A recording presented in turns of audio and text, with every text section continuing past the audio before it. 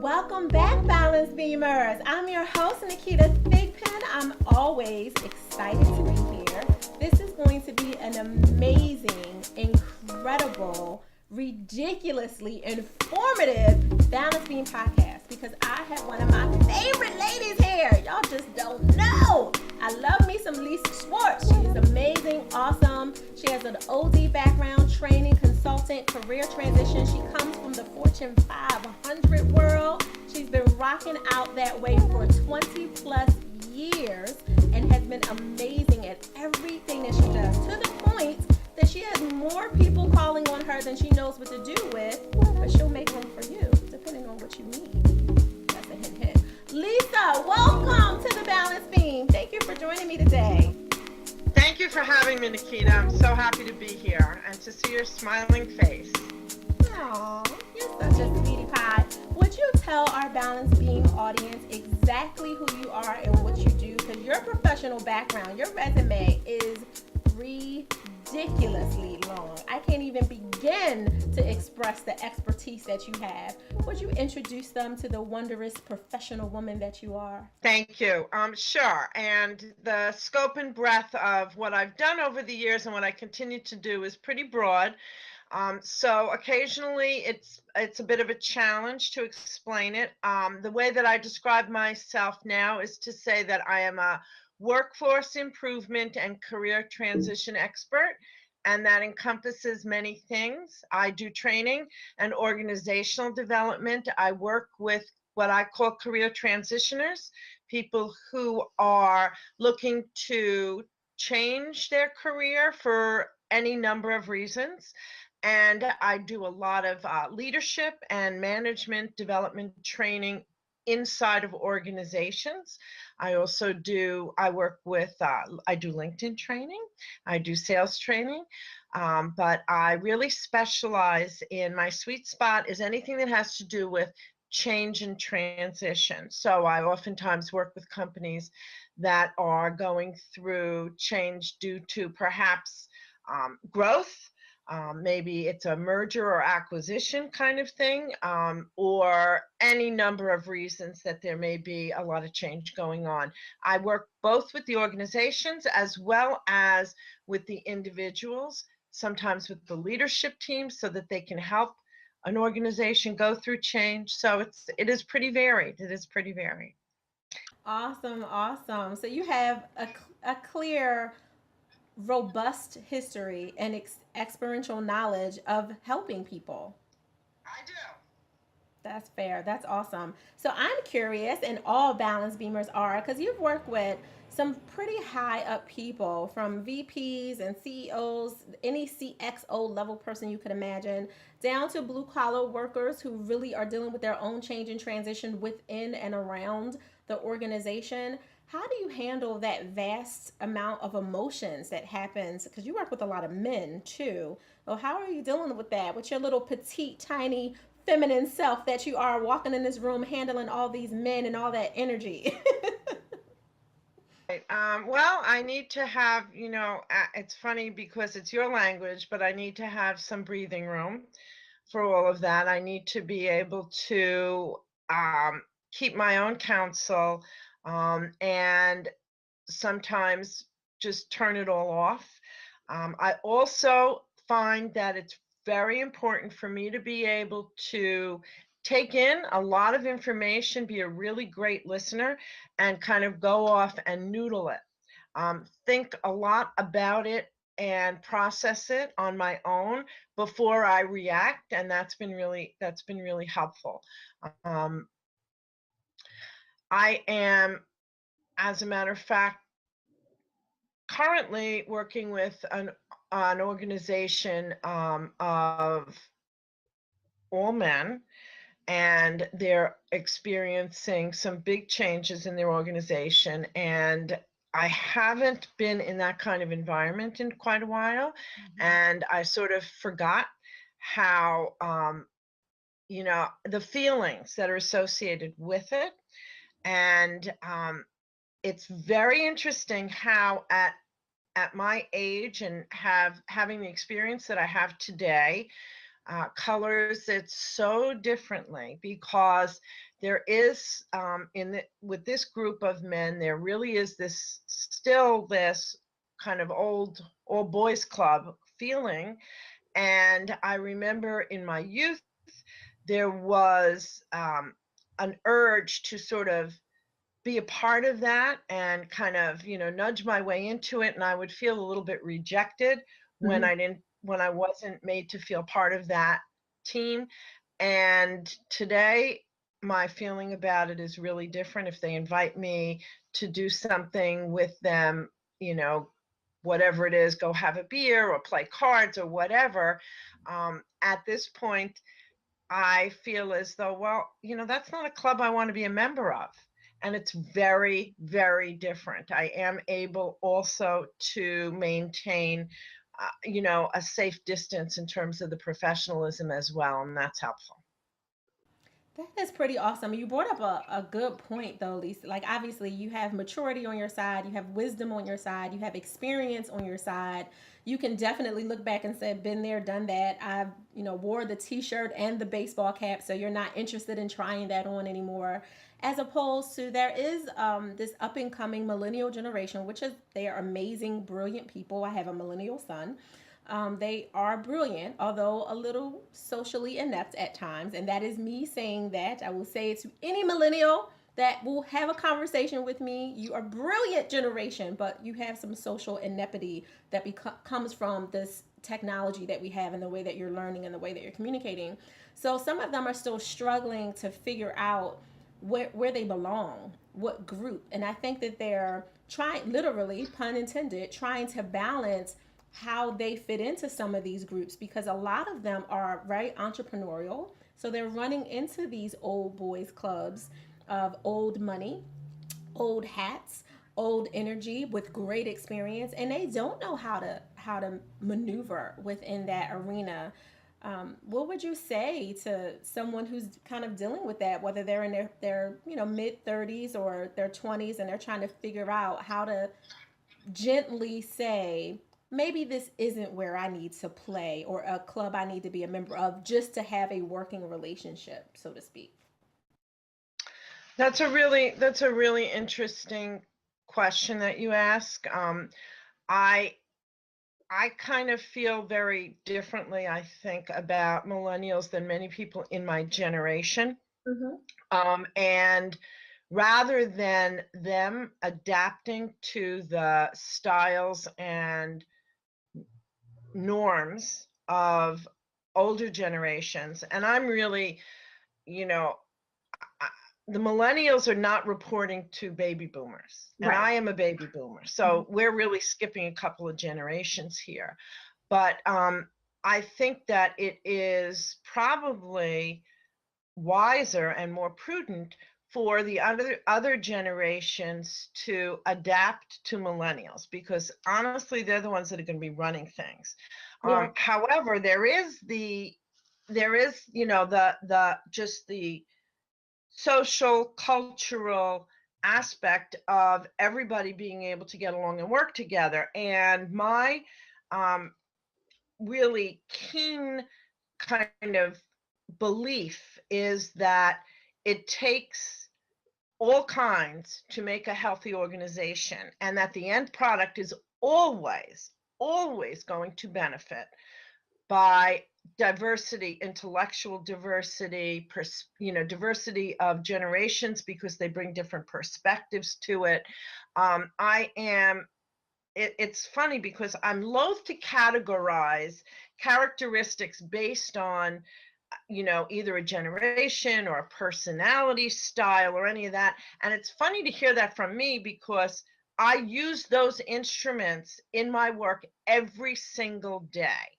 But I use those instruments so that people can better understand themselves Mm-hmm. and so that they can be more successful at communicating effectively and getting what they want, and feeling good in their work relationship. So, what I mean is that I don't take it extremely seriously. I wouldn't categorize someone based on, I wouldn't say all millennials do this, or, Right. all baby boomers are, resistant to authority because they were raised in the 60s, or, I don't really say those things. We know that there are differences. However, I think that if you understand how to best communicate, you will be heard and be able to hear other people Mm-hmm. in a way that's going to impact the ultimate outcome, whatever it is. If you are making widgets, if you are, making video games, if you are designing applications or buildings or whatever it is always best if you can include a lot of different perspectives, be able to look at things from all sides, and appeal to all different types of people. That makes sense. So, what about when millennials are struggling with that? To your point about the old boys clubs, when they're struggling with whether or not to include or exclude themselves because they do want to be accepted.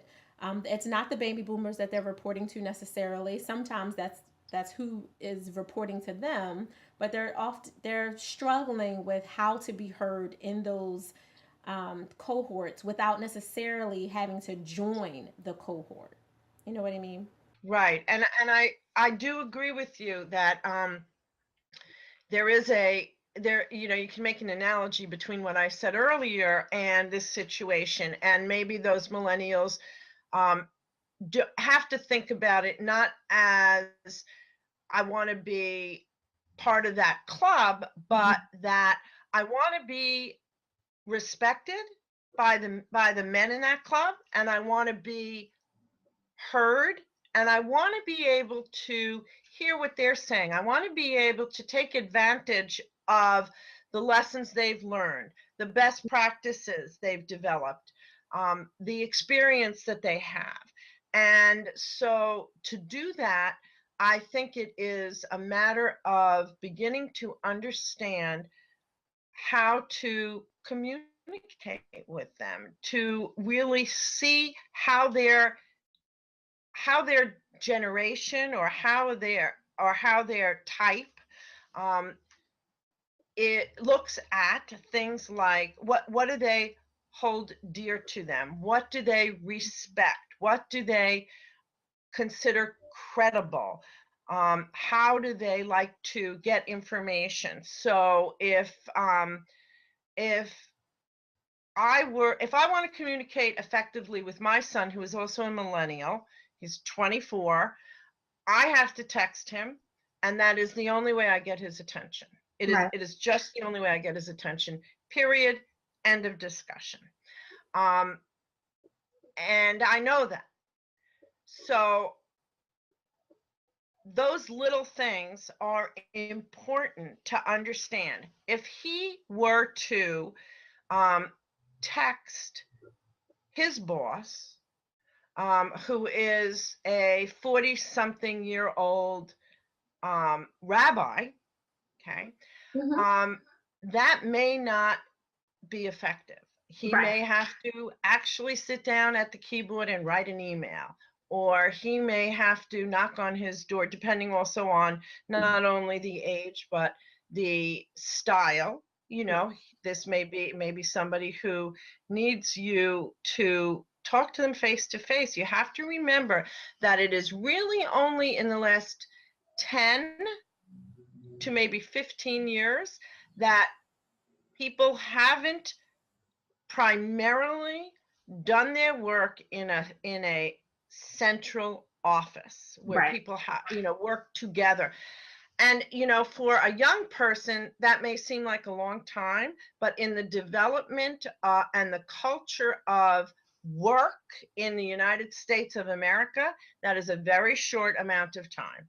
I Mm-hmm. mean, that's really, it's almost like it is very new that people don't get their information around the water cooler. Right. Water cooler Nowadays, kids probably wouldn't even really understand that reference. When you talk about, oh, it was a water cooler conversation, do Mm-hmm. they even know what that is? It's kind of like, talking about in the groove. Where did that come from? No, you're dating yourself. I love it. I love it. There's a lot of wisdom in there. And you've traveled a lot, at least too. So you've had to create some of the boundaries and the way that we communicate that we're talking about in reference to millennials. You've had to create that in a different way for a different reason for yourself. Because as a consultant who's going out to these Fortune 500 companies and Fortune 100 companies and everything in between, you're called across the United States through the UK to train, whether it's a small composite of the top leaders or a bigger cohort of the groups of the people who actually implement the services. But that's a lot of hours in the sky, a lot of moments traveling where you lose track of time and put a lot of energy and effort. And you have to have some boundaries around your space, because when you show up at these places, you're there to perform an awesome, integrity filled task that you've probably created the curriculum and done all of that.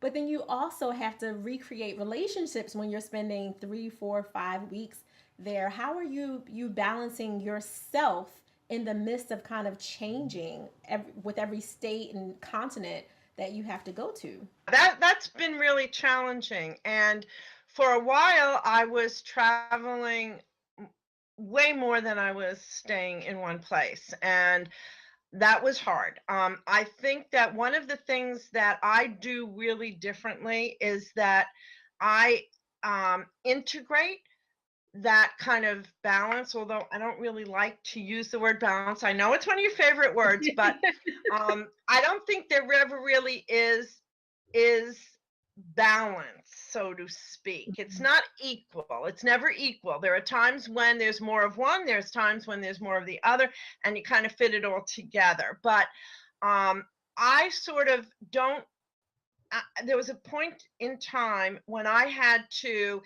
really change my thinking and wrap my head around work in a different way. This actually came to me at one time when, it's funny, it happened because I was very close to someone who was very observant religiously, Mm-hmm. and turned off really, on the Sabbath, would never work, wouldn't take phone calls, and so on. And being close to someone like that, I started to really start to think about what that provided for him in his life. And I realized that I kind of I do in many ways the same thing, but in a very different way. And then once I sort of recognized that, I was able to almost develop it as a process to help me find that. I don't try to sort of turn off the work at pre-established times. I mean, of course, there are always times that I won't answer the phone or an email. I mean, if I'm at a wedding, or if I'm at a bar mitzvah, or if I'm in a synagogue, certainly my phone is off. However, what I'm saying is that I found that for me, life was easier, and I could kind of take my pauses. Mhm. If I were able to kind of, on the weekend and late at night and so on, do a little work, because then, maybe I would work until I sometimes do work that I do on my own, instructional design, other things like that. I really have to sit at a computer. I work on research and design work, and maybe I'm comfortable doing that until 3 o'clock in the morning if I'm on a roll. And then I might be able to sleep in the next morning, even on sort of a school day, a work day. So I've kind of integrated that. It has been really important when I travel, especially when I travel into different time zones. Yeah. It is hard to keep those connections with family and friends when you are kind of on a 3-hour difference. I mean, I think that most of the travel that I did, um, the majority of travel that I did over the last few years was really to California. So between the East Coast and the West Coast, we're talking about a 3-hour time difference. enough so that by the time I finished with work, most of my friends were ready to go to sleep. We're not really I wasn't really able to reach out to clients and that kind of thing. So it was challenging, but I kind of uh, set my own clock. That's one of the things that I did. I don't know if that's really what you were asking, but No.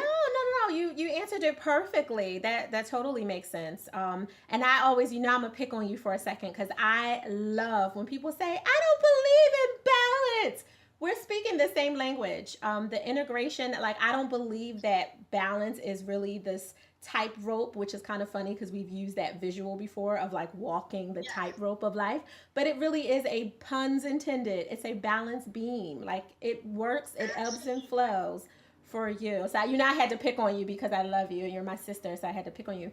But we're definitely speaking the same. I agree. We're talking about the same thing. It's semantics. It's semantics, but sometimes those words mean certain things to certain people. So for instance, there's an article called Blurred Lines that if you Google, you will find that really talks about the idea of integrating your work and personal life a little differently and sort of blurring those lines so that it not feeling guilty about if you're on a vacation spending a few hours doing some work, if that's going to make it easier for you when you get back to your desk or that kind of thing. It's a good article called Blurred Lines.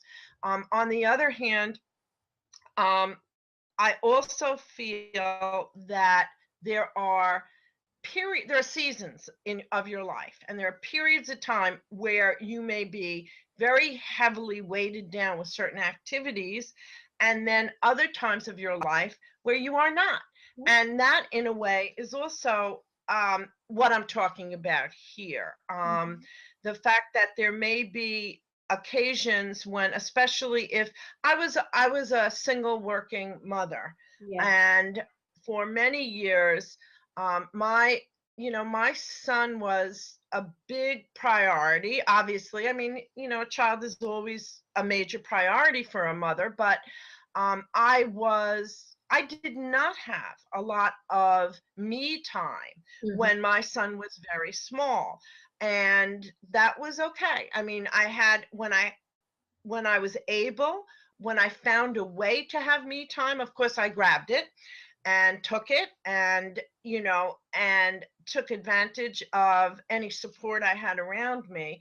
But that was all right, because you know what, now I have this awesome son who I miss every day because I live in Philly and he lives in Connecticut, and I have, if I wanted to go to the spa, and if I wanted to get a massage, and if I wanted to, do all of those things now, I certainly can do much more of it than I could do then. And it is, so it's not balanced, but it fits. It's a matter of having different, what we refer to as different seasons of your life.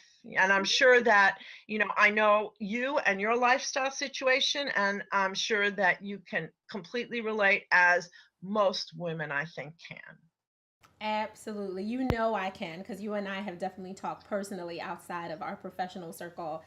I agree that it depends on the ages and stages of your children. If you have children, if you're a pet owner, if you're in a situation where you're taking care of your parents or someone else, you're a caregiver for someone, it definitely does affect you.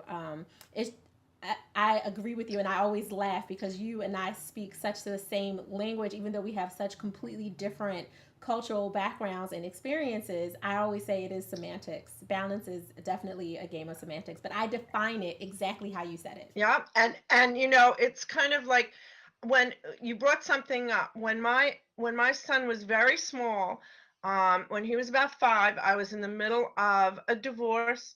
My father was dying. I was trying to help take care of my father. I had elderly parents.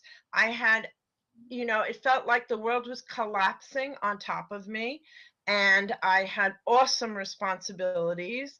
And, people would turn around to me and say to me, oh, well, you need to take time to yourself. And I felt like saying, really? Like, get a grip. That has to wait. Time for myself. And it did have to wait. And you know what? I got through a divorce. My son grew up. My parents have passed. Things change. That's But right. I needed to, that took a tremendous amount of energy and created a lot of stress. And we deal with that stuff. Absolutely. And it really does. You brought up another point that it is kind of in alignment with is having the right people around you to understand, not to yes you when you don't need yes. You need people who are raw and honest in love. They need to lead in love when they speak with you, even if that means being, very assertive in their conversations, if that's how you need to receive it. But you need people who understand what you're going through and who will also challenge you to pull yourself out of a situation you've been stuck in. So I agree with you that with every season, you need to look at who's kind of around you and whether those people are, pacifying what you're going through and not really pushing you and helping, or if they're trying to pull you into a place that you're not trying to go. I don't even want 20 minutes to myself. I want to spend it with my father. I want to have that time. I may need it according to your timetable, but that's not what's going to make me feel good. That 20 minutes will make me feel even worse, just hypothetically, of course. So I totally agree with you on that one. That's awesome points. Yeah, brilliant point. Awesome points. So, what would you recommend, Lise, for anyone who is looking to escape to somewhere that they just want to be, and maybe they have a few days to get away, once a quarter, once semi-annually, once a year. There's just anywhere in the world that they want to go, one of your favorite places to go, minus your backyard. Minus my backyard. Well, there are a lot of great places. For me, I'm more of a city girl, so one of the most relaxing and fun vacations I ever took was to London. And that may sound odd because it is a bustling, busy city. But London has a sense of humor. And I think that laughing is so important in life. Great comedy clubs. I love theater and art, and there's no better theater than you can find there. And there is also, there are wonderful museums. You can walk around London. You can walk around the city. There's history. So that's fun. Close by in the United States, there's a place called the Boulder Inn that's up in Connecticut on a big old lake with tons of trails and beautiful foliage all around it. It's great in the summer. It's great in the winter. It's beautiful in the fall. And that's a wonderful place to go. And it's not too far because it's Connecticut. Your face completely lit up when you talked about that place. It must be because your handsome, wonderful son is there. Oh, well, yeah, he's in a different part of Connecticut, but you're right. It's still, yeah. A great association. So, Lisa, tell everyone how they can connect with you because we know that there are going to be companies, corporations, CLOs, the chief learning officers, and above, down to people who are in career transition who are really looking to reach out and help you. Where do they go to learn more about you or to connect with you? Okay, probably the best place is my own website, and it is just myname.com. However, you have to remember my name is Lisa, but it's LISE, LISE, SCHWARTZ.com. I have a website. I also can be reached, my email through that, Lisa@LisèSchwartz.com, or my name, Lisè Schwartz Pro, LISESCHWARTZPRO @gmail.com. Those are probably the best ways to reach me. All of my other contact information is there. My LinkedIn profile. I mean, I'm out there. People can find me, and I hope they do because I love helping people. I just love the work I do. It is so gratifying to me. Absolutely. Thank you. You're Thanks, welcome. Naketa. You're welcome. And I am definitely someone who's been a part of Lisa's trainings. I've been in the audience. She's well spoken. She's so informative. It's ridiculous. Like I found myself like writing notes, the whole time.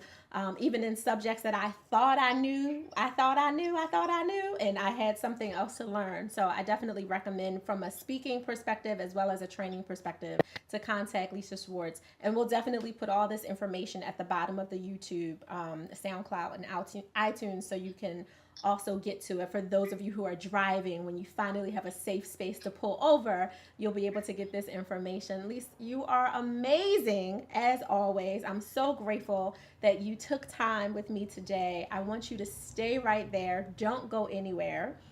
Balance beamers.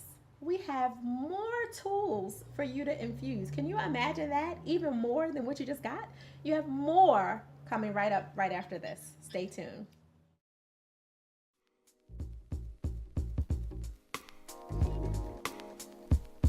Welcome back to another empowerment just for you. I want to have a small moment with you just to talk about the things you need to do when you're feeling down and doubtful. I want you to do something a little courageous, a little bit feisty, and maybe something a little unorthodox. I want you to pull out the boxing gloves and stand toe-to-toe with you. It's something we have to do often. It's something some of the industry experts and I have talked about countless times on and off camera. When you're at a place in your life, when you know you have all the tools you need, you have everything you're supposed to have, yet you're still doubting your next step, your next level, the possibilities, it's time to put everything down and literally box it out with you. Because it's all in your mind. We all go through it.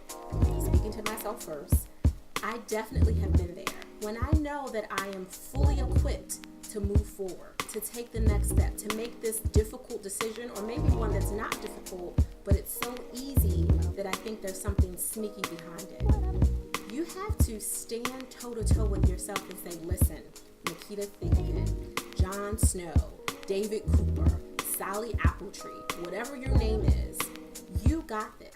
And if you weren't sure before, you'll be sure by the time this moment is over. You literally have to box it out with yourself. I hope you enjoyed this empowerment moment.